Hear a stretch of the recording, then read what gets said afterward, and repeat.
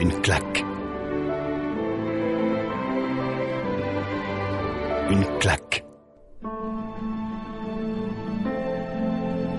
Internet. Internet. Par Orange. Orange. Un des leaders mondiaux en télécommunications. Une réussite industrielle indéniable, des performances technologiques reconnues, des ambitions planétaires. Mais le groupe français est aujourd'hui déstabilisé par une crise sans précédent. Plusieurs dizaines de salariés de France Télécom Orange se sont donné la mort depuis 2008. Et ça ne s'arrête pas. 23 suicides et 13 tentatives depuis le début de l'année 2010. Et les dirigeants de l'entreprise sont attaqués en justice. Les dirigeants de France Télécom vont-ils devoir répondre de la vague de suicides qui a touché le groupe devant les tribunaux?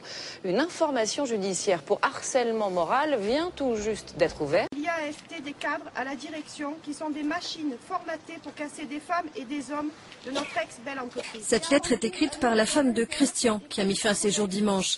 L'heure est au recueillement pendant une minute. Christian était un cadre technique très apprécié à Alès par ses collègues. Souffrant de dépression à la suite d'une délocalisation, après une parenthèse de 2 ans, il espérait réintégrer l'entreprise sur de nouvelles bases. Il a énormément eu de peine à avoir un bon interlocuteur déjà. Il a candidaté sur quelques postes, jamais sans réponse, donc il s'apercevait bien qu'il ne serait pas retenu. La date arrivant, puisqu'il devait réintégrer le 24 novembre, la date se rapprochant, il a contacté les services RH et là on lui a répondu « Ah ben non, vous ne faites toujours pas partie des effectifs ». La direction des ressources humaines a-t-elle suffisamment pris en compte la fragilité de ce salarié? Telle est une des questions que se pose le personnel. Il y a eu 23 suicides, dont 15 tentatives. Vous voyez, c'est quand même quelque chose qui persiste malgré toutes les pubs à la télé, malgré tous les discours, les affiches placardées à l'intérieur de France Télécom. Le processus continue et les collègues continuent à se suicider et ça, nous pouvons l'accepter. Les syndicats réclament que ce suicide soit reconnu par la direction comme accident de travail. Vous, moi, nous sommes tous des clients de France Télécom. Et France Télécom va ouvrir une partie de son capital le mois prochain. Ça nous concerne tous. Transformation en société anonyme, organisation qui évolue, les hommes et les femmes du groupe savent s'adapter et ils ont apparemment le sens des défis. Finalement, entre France Télécom et vous, c'est une longue histoire. Vous allez avoir l'occasion d'en écrire bientôt un nouveau chapitre. 28 septembre 2009, 8h45.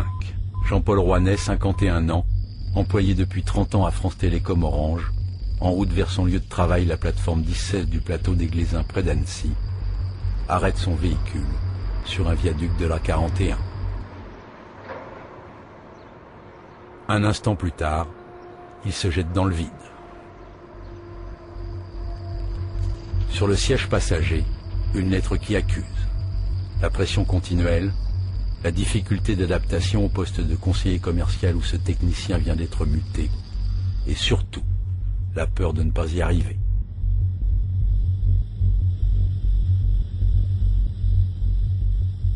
Quand je passe sur le viaduc, c'est vrai qu'il faut avoir envie parce qu'il y a 100 mètres en dessous. Donc il faut vraiment arriver à un niveau de dépression et de pessimisme complet pour faire ce geste, quoi.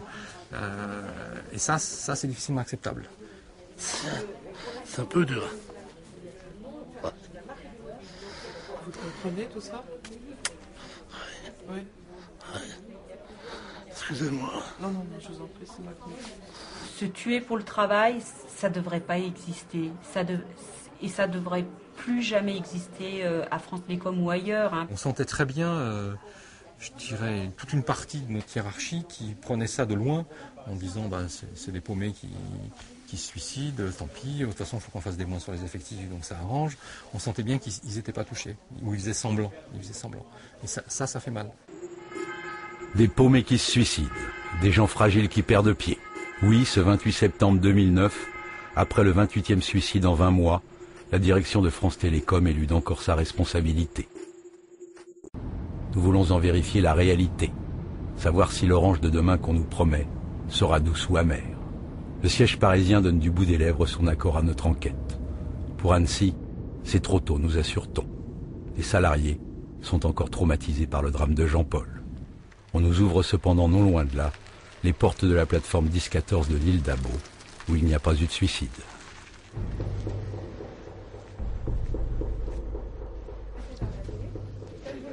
Bonjour. Bonjour. Rencontre début 2010 sur son lieu de travail avec Annie Monnier, une conseillère client, ayant comme Jean-Paul et des milliers de ses collègues subi des mutations à répétition. L'impératif, accepter un métier commercial ou partir. Certains comme Jean-Paul ont craqué, d'autres comme Annie se sont tant bien que mal adaptés. Voilà, donc quand on arrive, il faut se loguer. Donc on met son mot de passe, son identifiant. Voilà, donc là, j'ai ouvert mon outil pour pouvoir prendre mon premier client. Ensuite, il faut que j'aille ouvrir un autre outil qui va permettre de surveiller ma journée de travail. C'est-à-dire tout ce que je vais faire à partir de maintenant sera enregistré à la seconde près. Donc ce qu'on appelle se loguer. Derrière, il y a des superviseurs qui regardent à quelle heure on a pris notre premier appel. Et on appelle ça fliquer. Bonjour, bienvenue chez Orange. Moi je me présente, je suis Armelle Bérou, c'est moi qui vais prendre en charge votre demande. Une vague. Une vague. Une rencontre.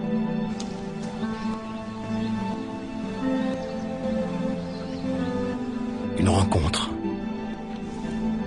Une envie.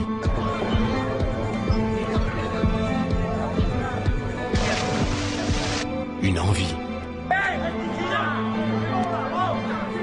Un coup de tête. Un coup de tête. Un combat.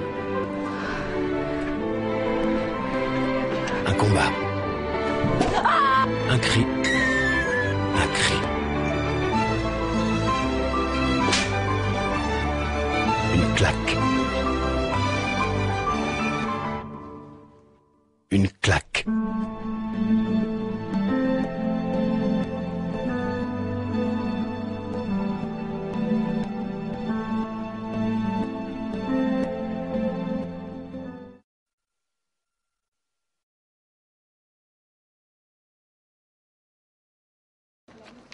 Il garde donc un pied chez France Télécom. Didier Lombard, 69 ans, n'est plus président, mais il devient l'homme de l'ombre, celui qui va conseiller le nouveau patron sur les choix stratégiques et technologiques. Pour les syndicats, il aurait fallu couper les ponts avec celui dont le bilan est marqué par une vague de suicides. Quand même très choqué par cette situation. Il était de salubrité publique, je dirais que la direction là met un terme à cette collaboration de manière très claire.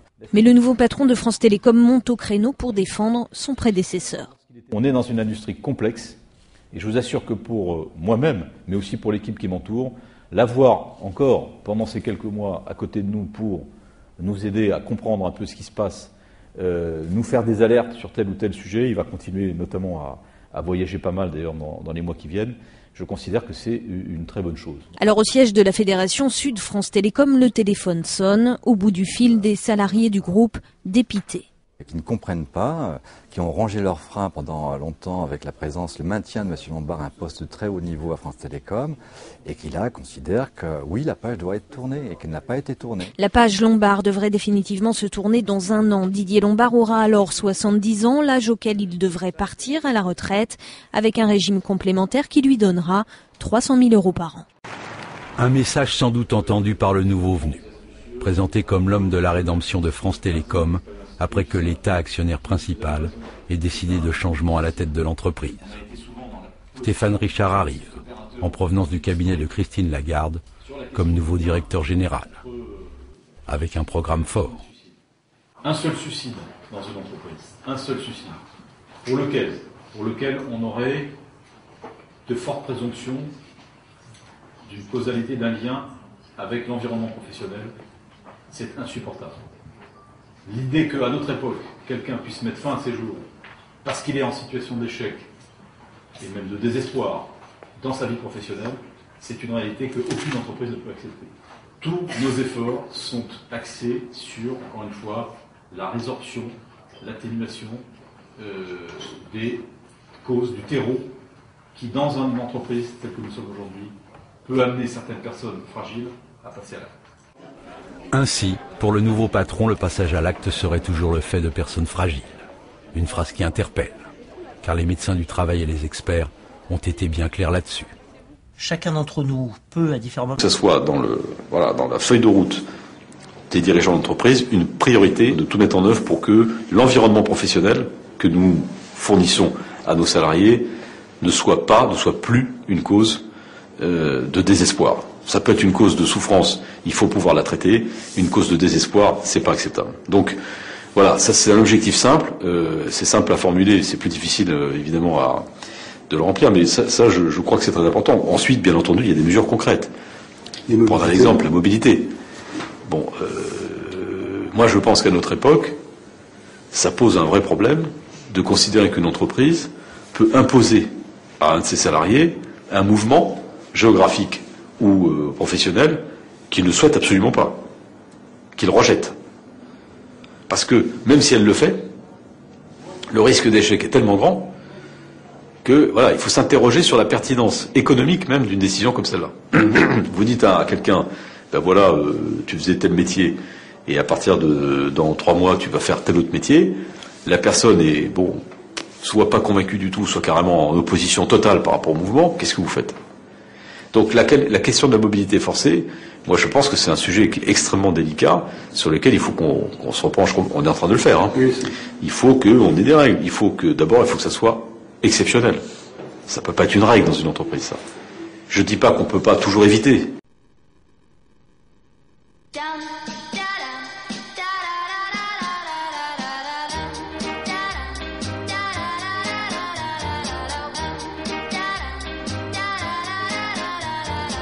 Pour Noël, je vais permettre à Camille, Émilie et Paul d'être très proches de leur papa. À Noël, offrez des millions de chansons, livres et films avec les dernières tablettes chez Orange. La vie change avec Orange.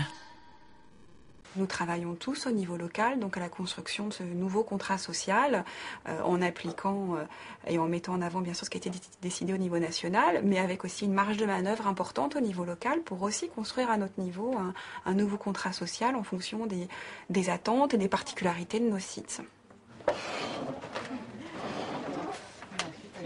C'est une animation sur la journée pour dynamiser les ventes sur un objectif sur lequel on est un petit peu en retard ce mois-ci. Donc pour encourager les vendeurs à placer cette option, en fait, on met un petit peu de fun dans la journée. La pâte à gaufres, oui, je l'ai faite chez moi hier soir. On ne peut pas perdre de temps à le faire sur place.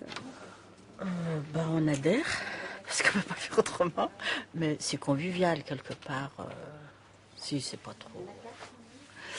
Non, c'est bien, là, je viens de manger une petite gaufre, ça m'a remis un petit peu... un petit peu sucré, ça m'a remis un petit peu dans le bain. Ça passera sur France 5. Il y avait des crêpes. Pas les hommes, mais les femmes sont très contents. Les crêpes, ça plaît toujours à tout le monde. Moi, j'ai un budget convivialité, et donc on a fait un barbecue. C'était le choix de l'équipe merguez de taureau au mois de juin. Et petit barbecue dans l'équipe, Gérard a apprécié d'ailleurs. Mais il y a plein, ça fait partie des différents leviers managériaux, on a des budgets, quand il fait très chaud on fait des journées glaces, il y a des boissons fraîches, on a des frigos, il y a des boissons fraîches, mais ça je le décorrèle complètement de la partie commerce. Il y a beaucoup d'entreprises où il y a une convivialité des salariés informelle qui fonctionne bien, etc. Et il y a des entreprises qui ont tout fait pour la détruire. Alors après, quand on veut la reconstruire, c'est tout à fait artificiel. Le jour où les salariés auront les moyens de bien répondre aux clients, la convivialité viendra derrière. Hein. Mais il ne faut pas forcément faire les choses à l'envers. Aujourd'hui, animation sur Internet Everywhere. À chaque Internet Everywhere vendu, vous tournez la roue, la grande roue qui est au fond, et vous aurez un ou des lots, suivant ce que vous avez vendu, qui peuvent aller jusqu'à chaque cadeau de 50 €. Et puis, gaufres et crêpes à discrétion. Si ça... Inventons la télé. Orange. Présent dans 32 pays, le groupe Orange France Télécom est le 5e opérateur mondial avec près de 200 millions d'abonnés et 50 milliards d'euros de chiffre d'affaires. Pour une marque née il y a 15 ans à peine, cela valait bien un petit retour en arrière. Surtout qu'Orange s'apprête en 2012 à remplacer définitivement la marque France Télécom, trop franchouillarde pour une enseigne globale pleine d'ambition internationale, trop marquée aussi par son côté ex-PTT. Une envie. Et puis, enterrer France Télécom, C'est aussi effacer l'image catastrophique laissée par la récente vague de suicides. Entendu. Même si personne n'est vraiment dupe. Un suicide. Un suicide. Par Orange. Orange.